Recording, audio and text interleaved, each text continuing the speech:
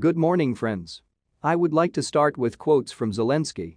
Firstly, on Thursday Zelensky spoke before the European Council. This happened quite a long time ago, but the scandal continues to this day.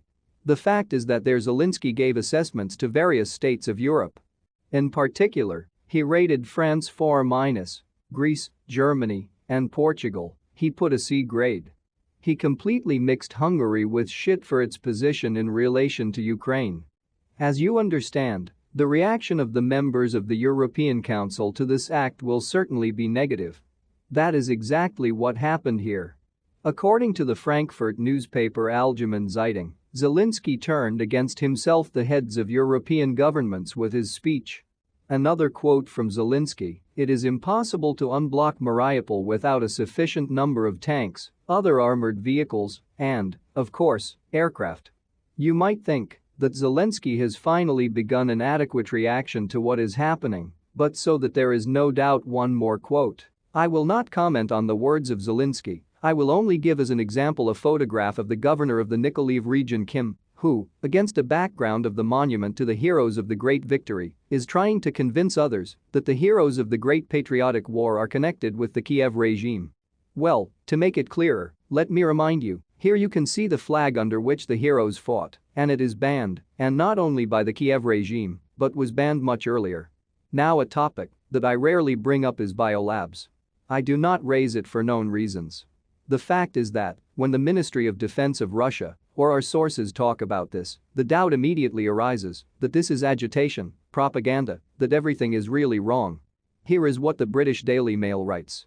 The Rosemont Seneca investment fund, run by the son of US President Joe Biden Hunter, financed the Metabiota company, which in turn worked for the military contractor Black & Veatch, which built a biolab in Odessa, where, according to the Daily Mail, they analyzed deadly diseases and biological weapons. This is a British newspaper that does not suffer from any Russophilia. And here is an interesting photo against a backdrop of sunset yesterday. He is really wonderful. Judging by the photo, not only the fuel depot was destroyed there, the SBU, maybe something else. At the same time, the blows of the Russian troops were jewelry accurate. The mayor of Lvov, where this happened, confirms that there are no casualties among the civilian population and the destruction of residential buildings. In general, as I assumed after the attack near Berdyansk, which resulted in the sinking of the large landing ship Saratov, Russian aviation delivers powerful missile strikes on the entire warehouse, and now the emphasis is on the bases of fuel and lubricants. Next news. The Russian Ministry of Defense confirmed that a Ukrainian UAV was shot down near Sevastopol yesterday. And here is the message from the Ukrainian side. Here, the interest is not so much in the text of the message containing the obscenity about Russian missiles, which, as it turned out, did not end, but in the map. Take a closer look at it, and you will immediately understand why the sympathetic supporters of the Kiev regime are sure that there is not much time left before the defeat of the Russian army. Well, in this photo you see the equipment that the armed forces of Ukraine abandoned near the town of Trostyanets, Sumy region, about the capture of which they told yesterday. Now they modestly declare that the fighting continues. In principle, this is really a fact here, there were fights there, and in fact they continue. According to local residents, the local territorial defense with the remnants of the armed forces of Ukraine, which is roaming the rear with might and main, destroyed a checkpoint near Trostyanets, destroyed one tank. As a result of a retaliatory strike they lost self-propelled guns there, then they retreated, dispersed, but they will appear again and again and again until they appear really groupings to clear the rear of the front. These troops appear, it started recently, and now they have entered Slavutich. So gradually it will be, but it will not be instantaneous and not quickly. The main military operations, active hostilities, having an offensive character walked between the settlements of Izyum and Slavyansk. There, the grouping of the armed forces of Ukraine under the settlement of Kamenka was defeated, it retreated to another settlement of Staraya Kamenka. This is a small village. In general, as a result, quite decent forces were concentrated there, somewhere around 3 battalion, several dozen armored vehicles and towed howitzer artillery. But since I know the area well, I have repeatedly gone kayaking in these places, resting in these local stubby forests. In general, the area is not adapted for defense. These are very small settlements in several houses, especially half abandoned, cannot serve as serious strongholds.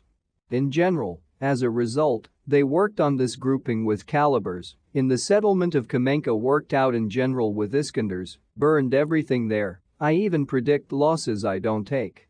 This is a colossal amount. As a result, the battles roll back closer and closer to Slavyansk. There is another such village with 3 houses on 3 Krasnopoly Street, next to the Dolina settlement, which lies right on the highway. Apparently, the armed forces of Ukraine stopped there that night. Well, in general, it is irrational to hold these positions. The morning summary of the General Staff of the Armed Forces of Ukraine is rather boring. It is traditionally 90% is devoted to the description of the horrific state in which the Russian armed forces are located. They allegedly get drunk, they run around changing alcohol for gasoline. In general, everything is very bad, disgusting, and so on. At the very end, it is reported that 7 enemy attacks were repulsed in the Donbas, of course, not it is specified exactly where and with what results they were repulsed. It is very modestly mentioned that only 1 aircraft was shot down in just a day, another 12 UAVs and several cruise missiles.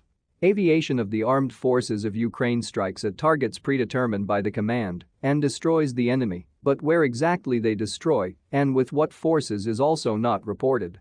For other news, a second mine unexpectedly sailed to the Bosphorus, which crooked specialists of the Navy of the Armed Forces of Ukraine installed near Odessa, but it will be happen further. But $1, as Biden said yesterday, costs 200 rubles. I don't know who prepares briefs for Biden, but the people there are definitely involved in agitation and propaganda. I wish I could sold for 200 rubles any amount. If it wasn't enough, then I borrowed it from my neighbors. I think they didn't give up either. And Biden also called the city of Mariupol Metropole. I don't know what caused him to analogy with a hotel, but maybe he is there once been.